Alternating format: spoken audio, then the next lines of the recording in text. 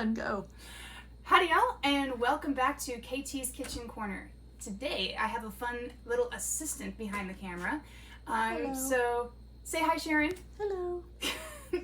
So if you notice a little bit more action, I hope it doesn't make you dizzy, but I have a friend, so we're doing this friendly today.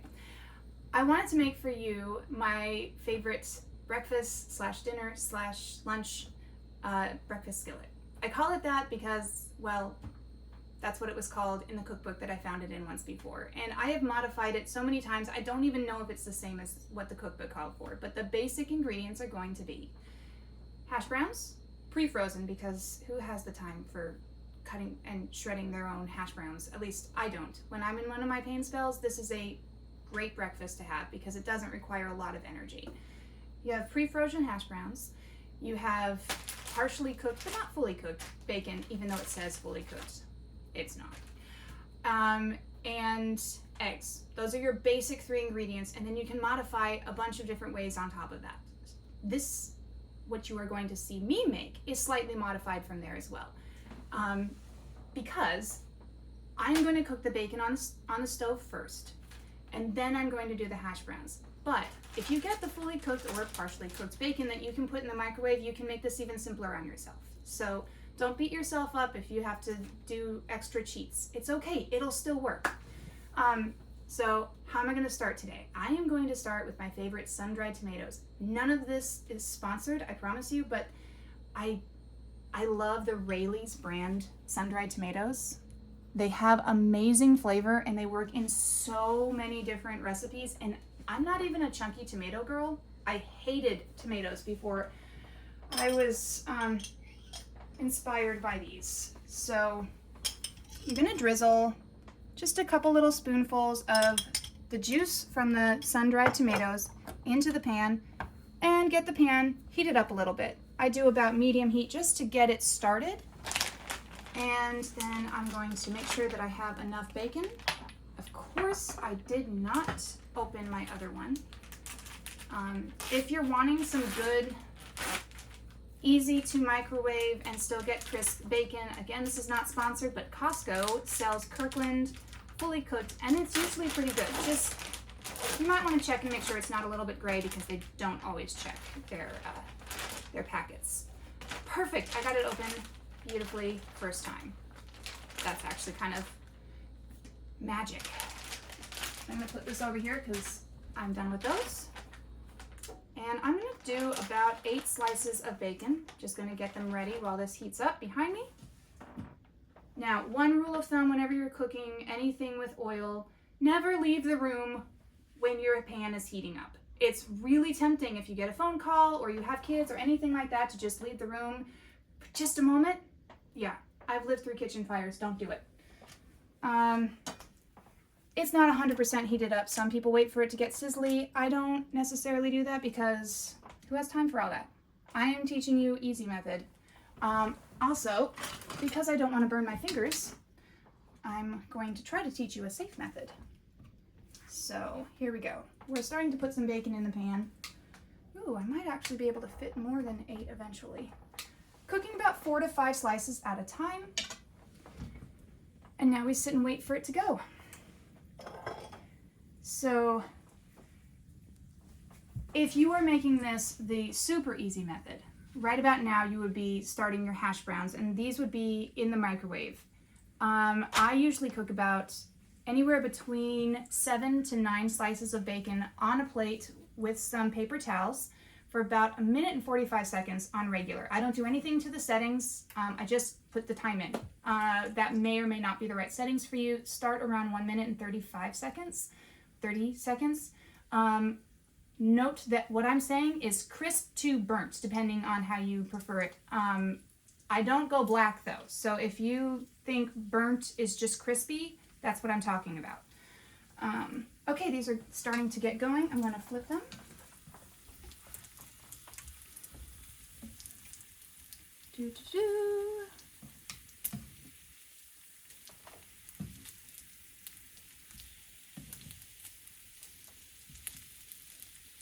Come on, all the way. So they're starting to get a little golden brown on a few of these, but not all of them, so make sure that you are in the middle I do have the double burner on, that's good. And I do have my plate ready with paper towel over here because sometimes it goes from, you are so not done to, oh shoot, I'm almost overdone you.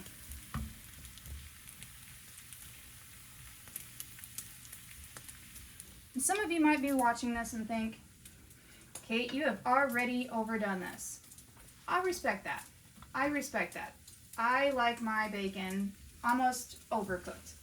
I don't like it black usually, but I do like it very well cooked. For me, it has to do with being able to digest the bacon, because if it's not very well cooked and all the fat is good and crispy, I can't digest it well. So I've gotten used to the taste, so yes, I will say I think it tastes good, but it also is a digestive thing. And if you deal with the same thing as me, hopefully this will help you out here. All right, we have 3 cooked slices and 2 that for some reason did not get as much heat as the rest. So I'm gonna start putting in my other slices here. While those finish up. Ah, listen to that sizzle. Gonna give these one more turn. These look pretty good. These are looking pretty good, I would say. In case you have not cooked bacon on a stove, note that they also do start shrinking down. So if you don't have much room when you start, you'll start getting more room as they start shriveling. Ooh. Da, da, da, da. Now let that cook a little bit longer. I'm going to dab off some of the excess grease.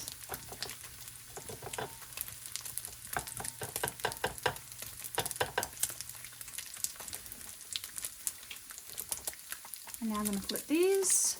There we go.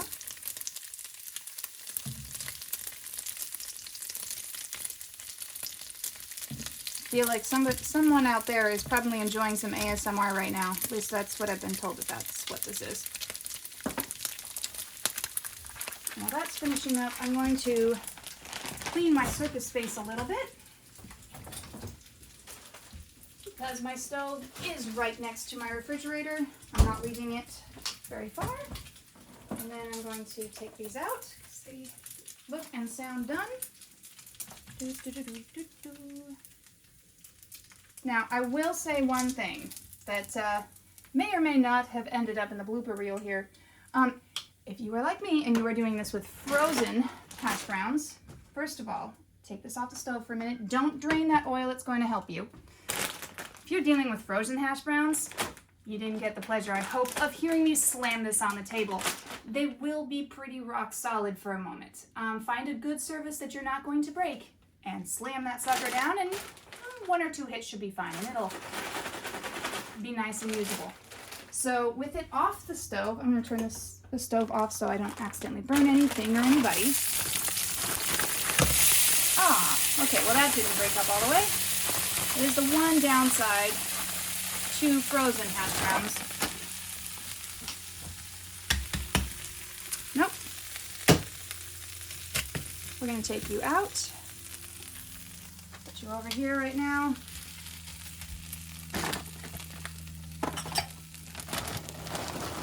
A little bit more. Shake it up. Pop it back on the stove that had the heat on.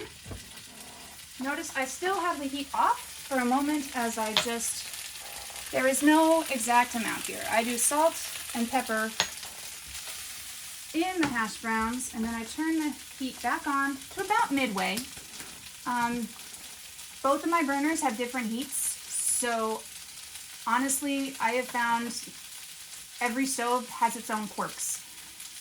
When you first start it, maybe don't be too aggressive with the heat because you can't undo heat, but you can add heat. So be gentle on your heat the first time around, see how long it takes, and then add a little more if it wasn't hot enough. Okay, this is going for the next thing.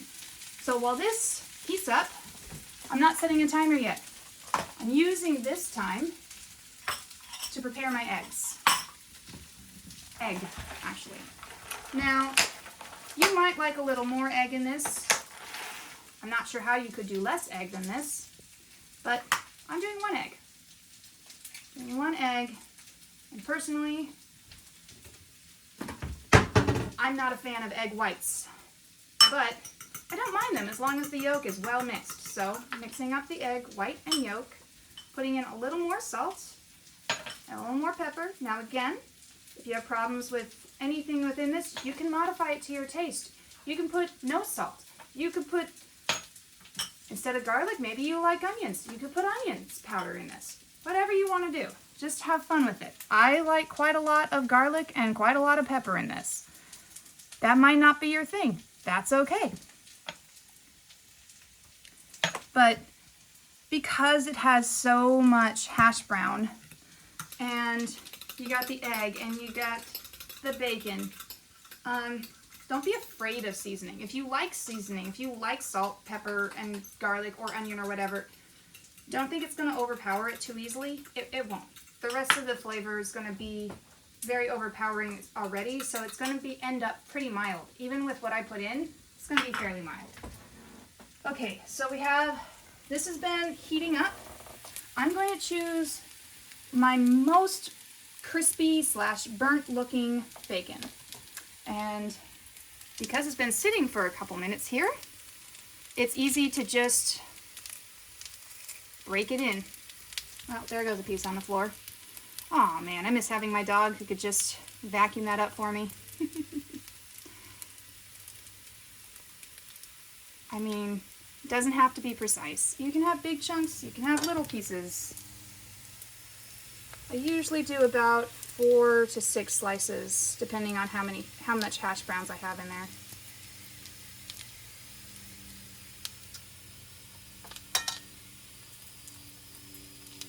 Okay, that's 4. It's looking good.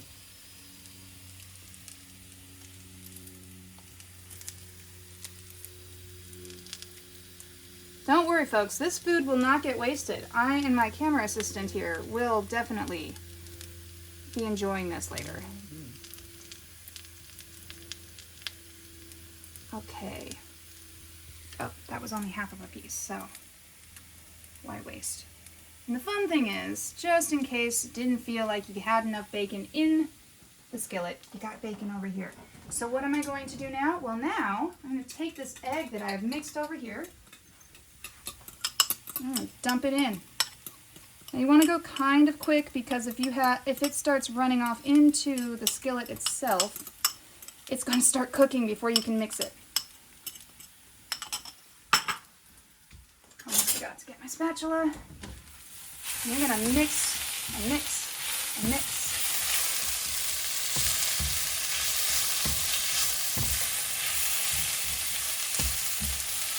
Going to get all of that egg good and mixed into the hash browns and your bacon. This ensures that all of that salt and pepper and garlic is very much in there, and it also acts like a glue later on, which you will see as it starts to cook. Now that you have that all well incorporated, here's where the tomato fun comes in. Oh, used up my fork already. Pardon me.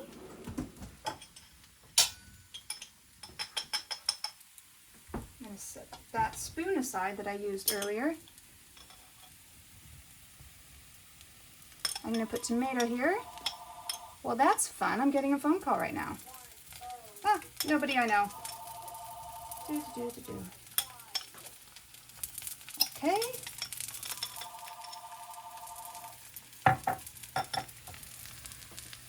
Now, in the past, I have put scallions in here, or green onions. I might have the wrong term for that, but green onions at this point instead of the tomatoes that I just put in. But the last handful of times that I've made this skillet, I didn't have any green onions, and I had this available, and this is what kind of inspired this interpretation of the breakfast skillet. was having the tomatoes and not the green onions. So if you want it well incorporated, whether it's the green onions, or maybe you wanted to put bell peppers, or maybe you wanted to put yellow onions, or whatever it is that you wanted to have in here, maybe mushrooms, you would probably want to do that before you got everything super well mixed. But I don't care if the tomatoes are super incorporated. I kind of like the little zhuzhing on top for this particular effect. I'm going to do a little bit more drizzle. What I will say is, after I did the stirring, what I forgot to say while I was doing it was that I set the timer for about 3 minutes. Again, if you're not used to making this yet, maybe err on the side of not having the heat up enough. So check it after about 2 minutes, or if you start smelling any kind of burnt or anything close to that, you know, use your spatula, use your nose. Check and make sure if you're smelling it done before it seems like it should be done. Maybe your heat is higher than you thought it was that day. Ooh, looks like we might be about ready to flip. I'll give it a few more seconds. So,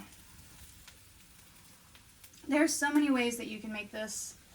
My typical ways are, this is when I'm having a stronger day, is making it with the tomato juice, cooking the bacon on the stove, then doing the hash browns, crunching up the bacon inside, and, you know, mixing it all together.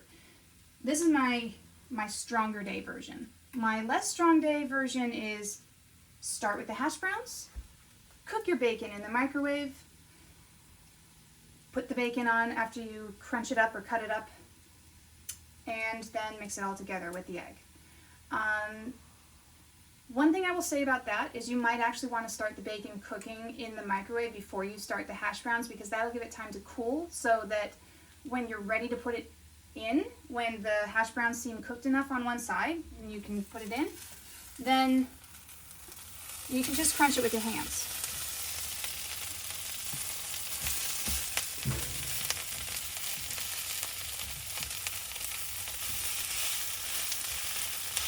Now we have flipped the hash browns. Yum.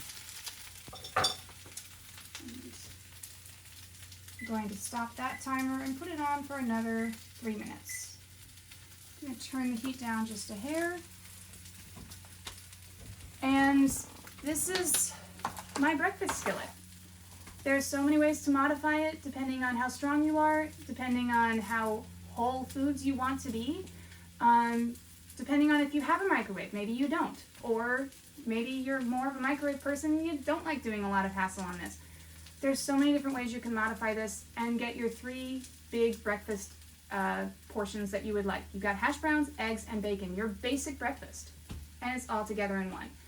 Fun fact, I can't handle eggs anymore straight by themselves. But I can handle it in this, which means that I can actually still have eggs for breakfast, which typically I couldn't. So I don't know why. It's just my system is silly that way. And maybe you're like me and you can't handle the richness of eggs otherwise, and that's what gets me, is how rich they are. This still has some taste of egg, so if you like a little bit of egg without it being overpowering, this is a great way to kind of bypass that. And you get the benefits of the egg without so much of the rich flavor of it. If you're trying to avoid egg yolks, and you're trying to do just egg whites, I have not tried that before, but I'm sure that the same principle should work. I don't know the measurements, however, so, you know, kind of play with that. If you're working on a hard, healthy diet and you want to stay away from egg yolks and just do egg whites, you can play with that. That's what I love about this breakfast. It's got a little something for everybody. We got a minute 20 left. I turned down the heat. Let's see where we're at. No, it's still kind of crumbly. I like it holding together a little bit better.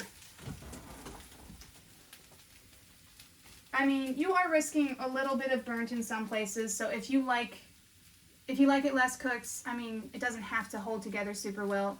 When it cooks perfectly for me, it can almost be like a giant pancake. It's really kind of fun. There's, like I said, so many different modifications you can do with it, and I just love that it's not a one note thing. It's not just hash browns with some bacon. It's not just eggs with some bacon. It's a little bit of everything, and you can share it because, as you can see, it's kind of a big meal. Or you can make it a little bit smaller and have it for yourself if you're in a really hungry mood. 23 seconds. And it's cooking pretty hot right now, so I'm thinking we're doing good. So I'm going to grab some plates. I'm going to dish this up and show you what we have.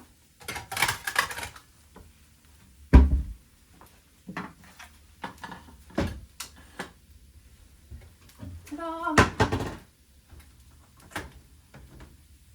Now that being said, I know you might be thinking, oh, you went into the trash area and you didn't wash your hands before this. I'm being very intentional of what I'm touching right now. So I hear you out there. I hear you, internet.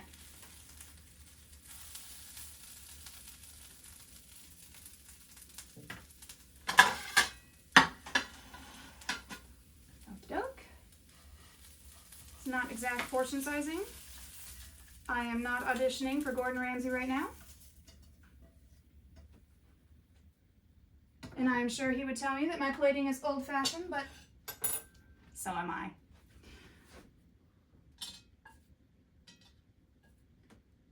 And there you go. And you can add a slice of toast if you want, or, you know, like I said, have fun with it.